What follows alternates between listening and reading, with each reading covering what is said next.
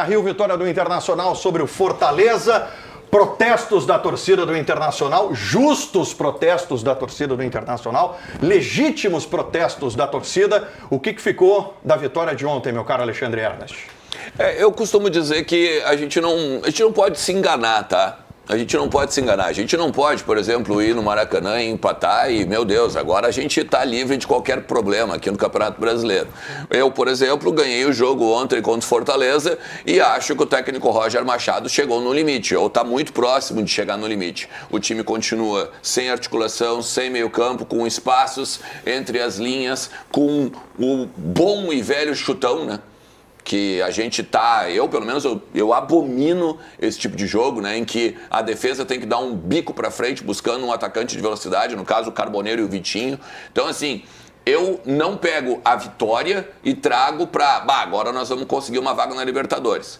O que eu pego dos 3 pontos é simplesmente o seguinte: subir na tabela do Campeonato Brasileiro. Um Campeonato Brasileiro que o Inter deixou para o lado, que o Inter alijou. O Inter simplesmente pegou e deixou que as Copas falassem mais alto, porque nós vamos ir bem na Copa do Brasil, Copa Libertadores, quando se viu, tá ali beirando o Z4. Agora, o técnico Roger Machado não consegue pegar e fazer algo diferente com as mesmas peças, com as mesmas coisas, com as mesmas ideias, com o mesmo jeito de jogar. Se o técnico Roger Machado não está, e na coletiva ele disse isso, a gente vai falar depois sobre isso, se ele está vendo que as pontas, ou que os ponteiros, ou que o time com ponteiro não está mais dando certo, porque o Inter perde meio campo, ele tem que dar um jeito de pegar e arrumar isso.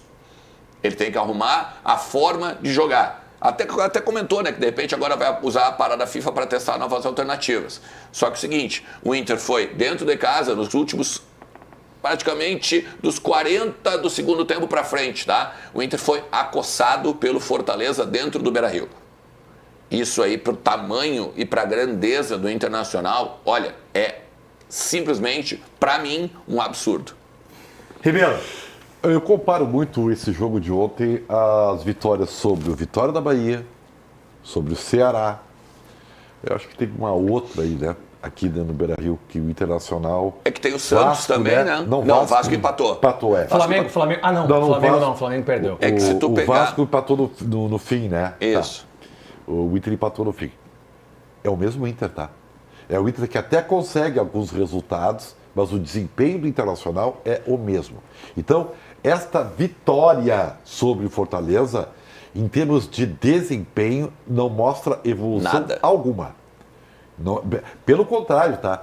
Eu diria que ela é preocupante. E vou te dizer mais, tá? Eu estou surpreso. Eu pensei que o Roger teria sido demitido ontem. Sério. Para mim, os sinais davam conta de que, ao contrário do que o Roger está prevendo e o que o Inter tem feito nos últimos anos, o time da Primavera, dessa vez, eu acho que não tende a aparecer. Tá? Porque o desempenho do Internacional ontem ficou abaixíssimo das expectativas contra um time que já está rebaixado. Fortaleza já está rebaixado. Tá? Então, eu não sei. Agora o Inter tem a parada, beleza. Tomara que o Roger utilize esse período para rever os jogos, né? E fazer alguma mudança tática, porque o que está sendo agora e sendo repetido, o Inter está se repetindo. E tem dois escudos no trabalho do Roger que eu não consigo aceitar. O primeiro escudo são dos 16, melhor dizendo, dos 16 jogos de invencibilidade do ano passado. Né? A pergunta que eu faço para ele na coletiva é o que o torcedor pode pegar e olhar no teu time e pensar, isso aqui já melhorou, isso aqui vai melhorar, isso aqui não sei o que, isso aqui. E ele simplesmente diz, o torcedor pode olhar lá para trás quando eu fiz os jogos de invencibilidade de 2024, quando eu cheguei aqui e melhorei, a gente acabou na Libertadores. Cara, tá bem longe de ser o time de 2024. Tá bem longe de ser o trabalho e a performance. E outra, o segundo escudo, né, é o Campeonato Gaúcho. Quando ele diz ali, o torcedor tá me vaiando, mas ele já me aplaudiu de pé pelo Campeonato Gaúcho. Cara, assim, esquece o Campeonato Gaúcho. Sabe o que significa? que a régua do treinador também É tá muito baixa, claro, é evidente. Não. Esquece o Campeonato Gaúcho. Não coloca só no treinador. É o clube? A instituição. Não, é no total. É a é no instituição. Pegaram o Roger pelo braço no final do ano passado e disseram o seguinte: o teu 2025, tu só tem um objetivo. Evitar o octa do Grêmio. Perfeito. Tu só tem um objetivo. Talvez o Roger atingiu o objetivo. Atingiu o objetivo. Talvez a frase tenha sido diferente. Até assim, ó. Tu vai primeiro impedir o octa do Grêmio. E depois a gente vê. Se a gente vai cair na semi, se vai. Não. É evitar que o Grêmio seja. Aí eu concordo contigo. Agora, Bruno, para mim o mais preocupante é o seguinte: eu estou muito acostumado com narrativas da aldeia, tá? E o que me preocupa é uma narrativa que está começando a ser construída pelo lado do Internacional. Quando o Ernst usa a expressão assim, ó, o Inter deixou de lado o Campeonato Brasileiro, ela pode soar como pretensão. Do tipo, se tivesse se dedicado ao Campeonato Brasileiro, o cenário talvez fosse outro. Não seria. Com essa bola do Roger, não seria. Sim. E sabe o que vai acontecer em seguida? O Internacional vai conseguir uma vitória como essa sobre o Fortaleza, essas citadas pelo Ribeiro sobre o Ceará, ganha de 1-0 em casa, 2-0, aí o Inter vai ficar numa faixa de 7º, 8º, 9º, e aí a narrativa vai ser a seguinte: vocês viram? Tem trabalho. Agora que nós temos só uma competição, a gente consegue analisar a mão do treinador. Aí o Roger vai ficando. Sabe o que eu acho que é o Inter grande... encerra o ano celebrando o Campeonato Gaúcho e talvez uma vaga numa pré-Libertadores. Sabe o que é eu um acho que ciclo vicioso, gente. O grande ponto do Campeonato Gaúcho pro Inter é o seguinte, ó.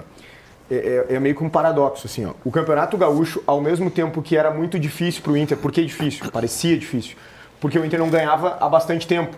Então era um grande desafio. É isso que o Ernst estava falando agora, tu também, Gamba. Tem que ganhar. Não, tem e a questão ganhar. histórica. E a questão histórica do Perfeito. E vinha perdendo. O antes do ganhar é evitar que o rival ganhe. Exato. Então, Antes. o peso do gauchão tornava o gauchão difícil. Né? Tem que evitar o octa, o Inter não ganha muito tempo.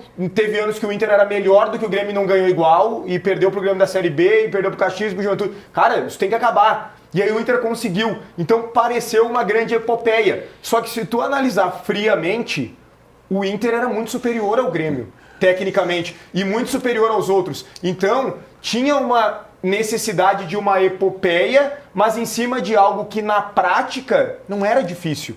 Então o Inter se engana com esse paradoxo e acha que viveu um momento de um grande time que pode jogar de igual contra qualquer um no Brasil e, inclusive, jogar troteando contra inferiores. Sabe? E eu acho que esse foi o grande engano do Inter. E mais, eu não concordo com o Gamba. A essas eliminações. Só um detalhe, o Inter não trocou de treinador ainda porque não tem ninguém no mercado. Não existe nenhuma possibilidade palpável para que o Inter tome atitude e demita o Roger e traga alguém. Não existe. Não existe. Até tem, mas eu acho que esses caras não pegariam, tá? Mas eu quero me apegar numa questão do Gamba dizendo ali, mas se tivesse focado no Campeonato Brasileiro faria frente. Cara, é que eu penso o seguinte, a partir do momento que tu deixa de lado uma competição e tu começa a botar dentro do vestiário o discurso de que a tua prioridade é X ou Y, tu acaba simplesmente encerrando todo o trabalho. Mas e se o Inter fizesse o inverso, qual seria a reação da torcida? Abre mão das Copas e vamos focar na obsessão que é o Campeonato Brasileiro.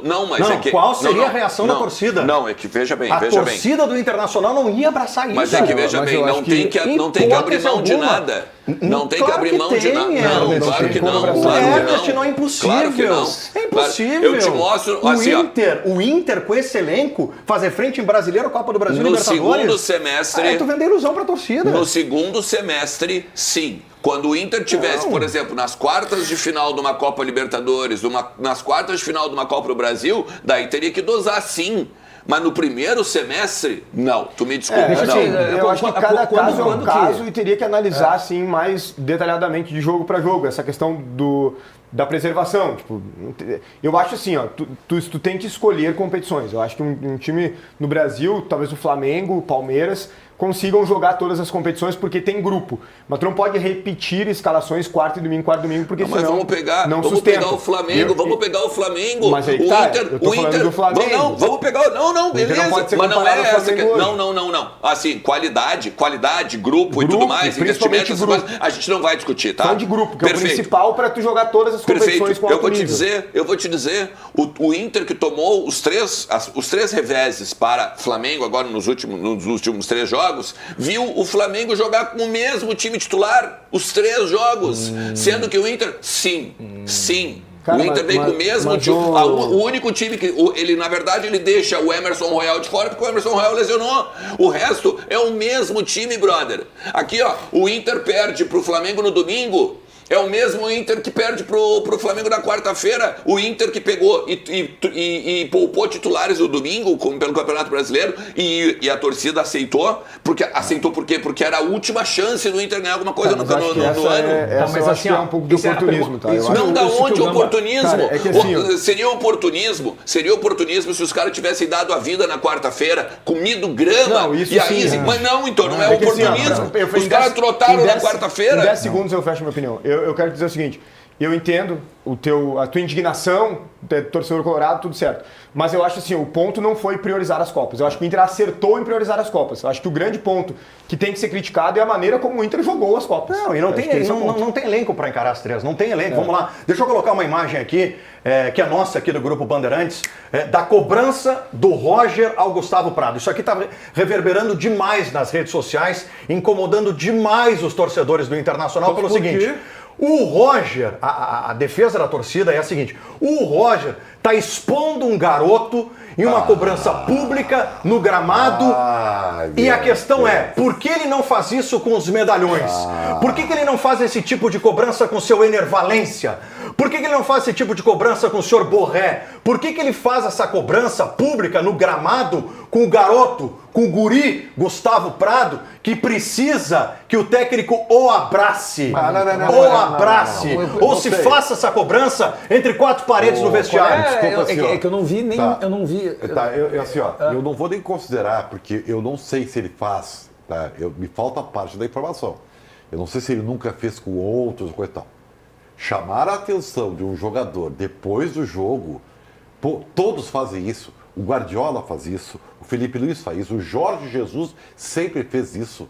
Termina o jogo, ele ganhava o jogo e o Felipe Luiz fala isso, o próprio Felipe Luiz já sofreu na mão. Gente, para isso aí. Quer ver como não faz parte? Qual foi a reação do Gustavo Prado? Não, é que assim, ó... Qual foi a reação dele? Eu tenho informações disso aí. Eu fui do lado do Roger e fui do lado do Gustavo Prado, tá? Com pessoas que conhecem o Roger e viram a cena e pessoas que conhecem o Prado e viram a cena. O Prado deixa a cena aqui na tela, por favor, Chiclete, junto com o Ernest. O Prado ficou pé da vida. Claro, isso aqui é uma exposição pública. E outra, ele já tinha feito uma exposição pública com o Ricardo Matias também. Porque o Ricardo Matias tá X jogos já sem perder gol, sem fazer gol e tal, isso e aquilo. Só que o Ener Valencia, por exemplo, não faz gol desde abril. E engraçado que o Ener Valencia nunca foi falado sobre isso. Então, na verdade, a rede social... ela tá de cara com essa situação que a gente está mostrando no programa aqui, justamente com a seguinte frase. Quase todo mundo que me manda diz assim, ó, o Roger com os guris é um leão, com os medalhões é um gatinho. Essa é a repercussão da torcida. O que me disseram é o seguinte, o Roger foi cobrar o Gustavo Prado, porque o Gustavo Prado era para dar taticamente a amplitude do jogo e a amplitude do time para o Oscar Romero pegar e trabalhar a bola centralizada. Só que ele não fez isso. E aí o Oscar Romero acabou perdendo a bola. Então o Roger estaria cobrando o Prado.